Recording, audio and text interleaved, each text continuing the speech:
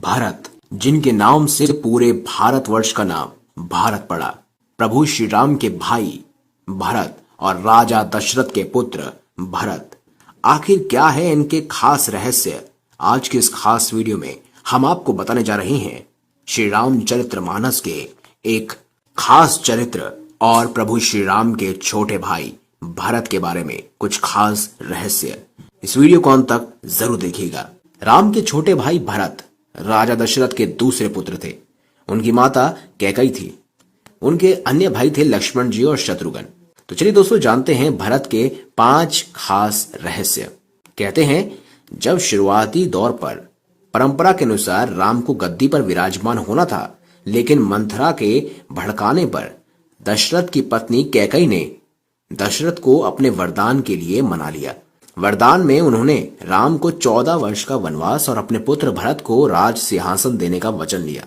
भरत ने इसका घोर विरोध किया, लेकिन अंत में भरत को राजभार सौंप दिया गया।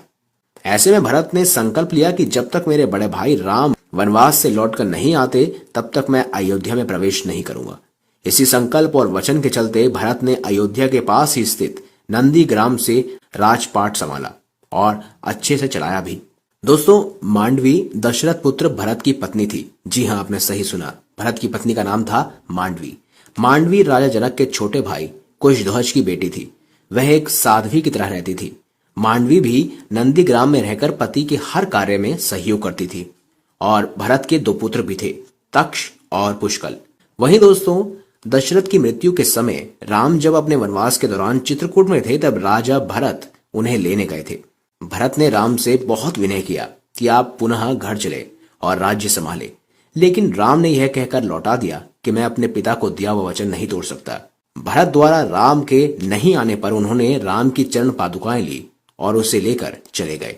राजा भरत ने सिंहासन पर राम की चरण पादुका रखकर 14 वर्ष तक राज किया। वहीं दोस्तों, राम और भरत का मिलाप 2 बार होता है, जो कि बहुत ही चर्चित है। पहला चित्रकूट में और दूसरा नंदीग्राम में। कहते हैं विजयदशमी के अगले दिन, यानी अश्विनी शुक्ल एकादशी को राम भरत मिलाप उत्सव मनाया जाता है। इस दिन भगवान श्री राम 14 वर्ष के वनवास के बाद अयोध्या वापस आकर अपने छोटे भाई भरत से गले मिलते हैं। और इस उत्सव का उल्लेख वाल्मीकि रामायण के उत्तरकांड में भी दिया गया है।